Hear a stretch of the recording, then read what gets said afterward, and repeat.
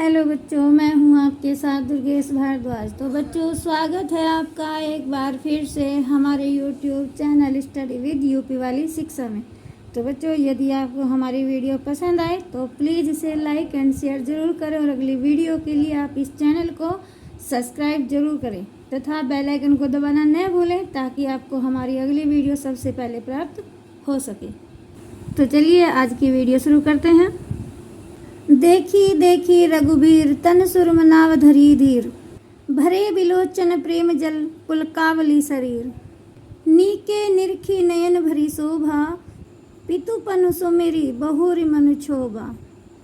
एह तात दारुनी हट ठानी, समुझत नहीं कछ लाभ नहानी। सचिव सभ्य सिख देह न कोई, बुध समाज बड़ अनुचित होई। कह धन कुल सहुजा ही कठोरा, कहे श्यामल मृदुगात किशोरा। विधि के ही भांति धरो उर धीरा, सिरस सुमन कन बेदी है हीरा। सकल सभा के मति भय भोरी, अब मोही शंभु चाप गति तोरी। निज जड़ता लोगन पर डारी, हो ही हरु है रघुपति ही निहारी। अति परिताप सिय मन माही, लव निमेष जुग शय सम जाही। तो बच्चों, ये तो हो गई हमारी व्याख्या। अब हम इनके कठिन शब्दों को भी देख लेते हैं। देखी देखी रघुबीर तन सुरमनाव धरी धीर। देखी देखी बार बार देखकर या फिर देख देख कर आप यहाँ पर कुछ भी कर सकते हैं। रघुबीर यहाँ पर श्री रामचंद्र जी हैं। तन यानी शरीर, सुर मतलब देवता, मनाव मनाना या फिर प्रार्थना करना, धरी धारण करना, धीर धैर्य। तो चलिए अब हम इसके अर्थ को भी देख लेते हैं। सीता जी श्री राम को बार बार देखकर मन में धैर्य धारण करके देवताओं की प्रार्थना करती है। भरे बिलोचन प्रेम जल पुलकावली शरीर। भरे हुए, बिलोचन आँख का पर्यायवाची शब्द होता है बिलोचन। प्रेम जल, प्रेम रूपी जल, यहाँ पर आँखों में जो आंसू होते हैं उसे प्रेम रूपी जल कहा गया है। पुलकावली मतलब प्रसन्न होना या फिर रोमांचित होना। शरीर, इसका यहाँ पर शरीर ही रहेगा या फिर आप यहाँ पर देह भी कह सकते हैं, तन भी कह सकते हैं, कुछ भी कह सकते हैं। तो चलिए अब हम इसके अर्थ को भी देख लेते हैं। आँखों में प्रेम रूपी जल भरा हुआ है और उनका शरीर प्रसन्नता से भर गया है। नीके निरखी नयन भरी शोभा, पितुपनु सुमेरी बहुरी मनु क्षोभा। नीके अच्छी तरह, निरखी देखकर, नयन आँख, यहाँ पर नयन भी आँख का पर्यायवाची शब्द है। पहले भी बताया था कि बिलोचन आँख का पर्यायवाची शब्द है। भरी भर के, शोभा सुंदरता, पितु पिता, पनु प्रण या फिर प्रतिज्ञा, आप यहाँ पर कुछ भी कह सकते हैं। सुमेरी याद करके, बहुरी फिर से, मनु यानी मन, क्षोभा दुख। तो चलिए इसके अर्थ को भी देख लेते हैं। सीता जी श्री राम की सुंदरता को आंख भरकर अच्छी तरह से देखती है और प्रसन्न होती है। फिर अपने पिता के द्वारा किए गए प्रण को याद करके मन ही मन दुखी होती है। एह तात दारुनी हट ठानी, समुझत नहीं कछु लाभ नहानी। एह का अर्थ यहाँ पर ओह या फिर आह, या फिर ऐसे कह देते कि अरे ये तुमने क्या कर दिया, इस तरीके से। तो यहाँ पर आप ओह भी कर सकते हैं, आह भी कर सकते हैं या फिर अरे भी कर सकते हैं। तात पिताजी, दारुनी कठिन, हट का आप यहाँ पर हट भी कर सकते हैं या फिर जिद या फिर प्रतिज्ञा, जो आपको अच्छा लगे। ठानी ठान ली या फिर कर ली। समुझत नहीं समझते नहीं है। कछु यानी कुछ, लाभ न हानि लाभ और हानि।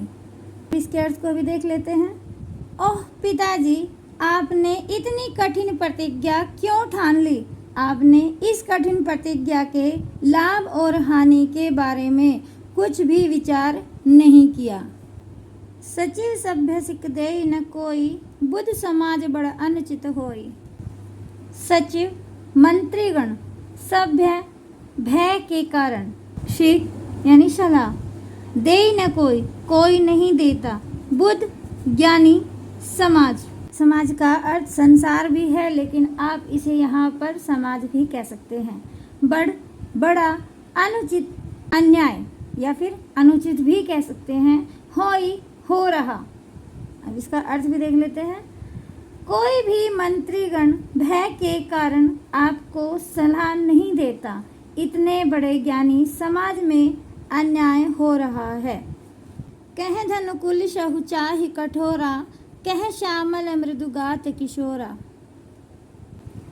कह कहाँ, धनु धनुष, कुल सहु चाहि वज्र का बना हुआ, कठोरा कठोर, कह कहाँ, श्यामल श्यामले, मृदुगात कोमल शरीर, किशोरा किशोर या फिर नवयुवक। और ये किसे कहा गया है? श्री रामचंद्र जी को। तो आप यहाँ पर श्री रामचंद्र जी भी कह सकते हैं, किशोर भी कह सकते हैं या फिर नवयुवक भी कह सकते हैं। तो चलिए इसके अर्थ को भी देख लेते हैं। कहाँ वज्र का बना हुआ कठोर धनुष और कहाँ सांवले से कोमल शरीर वाले श्री रामचंद्र जी। पता नहीं इस धनुष को तोड़ भी पाएंगे या फिर नहीं। विधि के ही भांति धरो उर्धीरा, शिरस सुमन कन बेदी है हीरा। विधि विधाता या फिर ब्रह्मा के ही भांति, किस तरह से या किस भांति, धरो धारण करूं, उर यानी हृदय या फिर मन, धीरा धीरज या फिर धैर्य। शिरस सुमन शिरस के फूल, कन इसका कण ही रहेगा लेकिन इसमें एक वर्ण बदल जाएगा, इसमें न है और यहाँ पर अणय आ जाएगा। भेदीय छेद करना या फिर भेद देना। हीरा ये एक धातु है, इसका नाम नहीं बदलता, ये हीरा ही रहेगा। तो चलिए इसके अर्थ को भी देख लेते हैं। यहाँ पर सीता जी विधाता से यानी ब्रह्मा जी से प्रार्थना कर रही है और वो क्या कर रही है तो देख लेते हैं आगे। हे विधाता, मैं किस तरह से अपने मन में धैर्य धारण करूं? क्या कभी शिरस के फूल के कण एक हीरे में छेद कर सकते हैं, उसे भेद सकते हैं? सकल सभा के मति भे भोरी, अब मोही शंभुचाप गति तोरी। सकल यानी संपूर्ण या फिर पूरी, सभा इसका कोई अर्थ नहीं बदलने का, ये सभा ही रहेगा।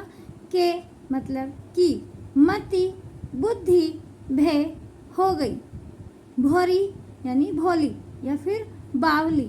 अब इसका यहाँ पर कोई अर्थ नहीं बदलने का, ये अब ही रहेगा। मोही यानी मुझे, शंभु चाप, शंभु मतलब शिव और चाप मतलब धनुष यानी शिव का धनुष।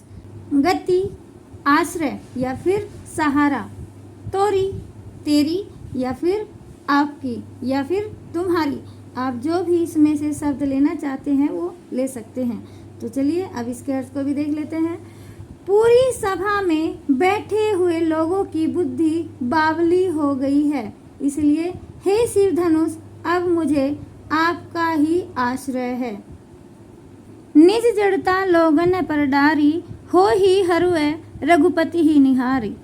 निज अपनी, जड़ता कठोरता, लोगन पर लोगों के ऊपर, डारी डाल दो, हो ही हो जाओ, हरुए हल्के, रघुपति ही यानी श्री रामचंद्र जी को, निहारी देखकर।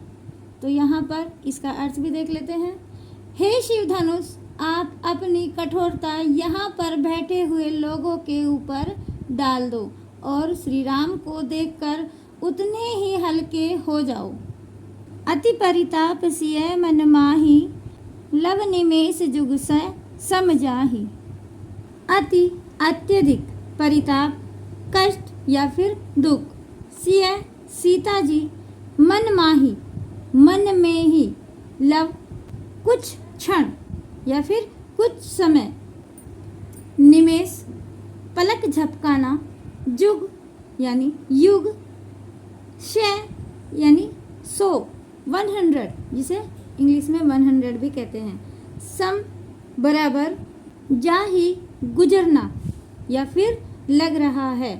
तो चलिए अब इसके अर्थ को भी देख लेते हैं। सीता जी के मन में अत्यधिक कष्ट होता है और पलक झपकने में लगा एक क्षण भी 100 युगों के समान लग रहा है। तो बच्चों ये तो हो गए इसके कठिन शब्द।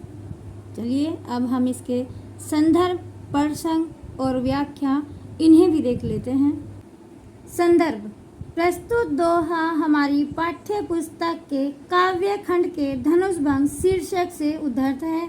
यह कवि गोस्वामी तुलसीदास द्वारा रचित श्री रामचरितमानस के बालकांड से लिया गया है। प्रसंग, तुलसीदास जी कहते हैं कि सीता जी राम को देखकर खुश होती है, लेकिन पिता के कठोर प्रण करने पर गुस्सा भी आ रहा है और सीता जी को राम की चिंता भी है कि राम धनुष को कैसे तोड़ेंगे। तो चलिए बच्चों अब हम इसकी व्याख्या को भी देख लेते हैं। एक बार पूरी व्याख्या को दोहरा लेते हैं। तुलसीदास जी कहते हैं कि सीता जी श्री राम को बार बार देखती है और मन में धैर्य धारण करके देवताओं से प्रार्थना करती है और उनकी आँखों में प्रेम रूपी जल भी भरा हुआ है, जिससे उनका शरीर प्रसन्नता से भर गया है। सीता जी श्री राम की सुंदरता को आंख भरकर अच्छी तरह से देखती है और प्रसन्न होती है। फिर अपने पिता के द्वारा किए गए प्रण को याद करके मन ही मन दुखी भी होती है और कहती है, ओह पिताजी, आपने इतनी कठिन प्रतिज्ञा क्यों ठान ली? आपने इस कठिन प्रतिज्ञा के लाभ और हानि के बारे में कुछ भी नहीं समझा। कोई भी आपका मंत्री भय के कारण आपको सलाह भी नहीं देता। इतने बड़े ज्ञानी समाज में कितना अन्याय हो रहा है। कहाँ वज्र का बना हुआ कठोर धनुष और कहाँ सांवले से कोमल शरीर वाले श्री रामचंद्र जी। पता नहीं इस धनुष को तोड़ भी पाएंगे या फिर नहीं। हे विधाता, मैं किस तरह से अपने मन में धैर्य धारण करूं? क्या कभी सिरस के फूल के कण एक हीरे में छेद कर सकते हैं? पूरी सभा में बैठे हुए लोगों की बुद्धि बावली हो गई है, इसलिए हे शिव धनुष, अब मुझे आपका ही सहारा है।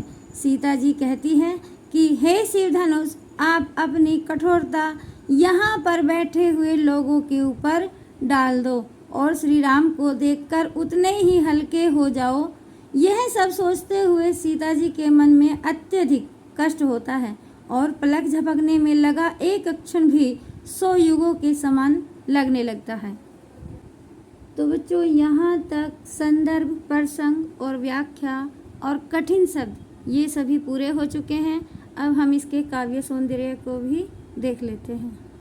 भाषा, अवधि, शैली प्रबंधात्मक तथा चित्रात्मक, गुण, माधुर्य, रस, श्रृंगार और भक्ति रस, छंद, दोहा और चौपाई दोनों हैं। अलंकार, यहाँ पर 2 अलंकार हैं, एक अनुप्रास अलंकार है और एक पुनरुक्ति अलंकार है। अब कैसे हैं देख लेते हैं। नी के निरखी नयन में नैवर्ण और शिरस सुमन में सैवर्ण की आवृत्ति बार बार हो रही है। तो जहाँ पर एक ही वर्ण की आवृत्ति 2 या 2 से अधिक बार होती है तो वहाँ पर अनुप्रास अलंकार हो जाता है। अब यहाँ पर देखी देखी में एक ही शब्द की पुनः आवृत्ति हो रही है, तो जहाँ पर एक ही शब्द की एक बार फिर से आवृत्ति हो जाती है वहाँ पर पुनरुक्ति अलंकार हो जाता है। तो बच्चों यहाँ पर हमारी ये व्याख्या भी पूरी हो जाती है। धन्यवाद।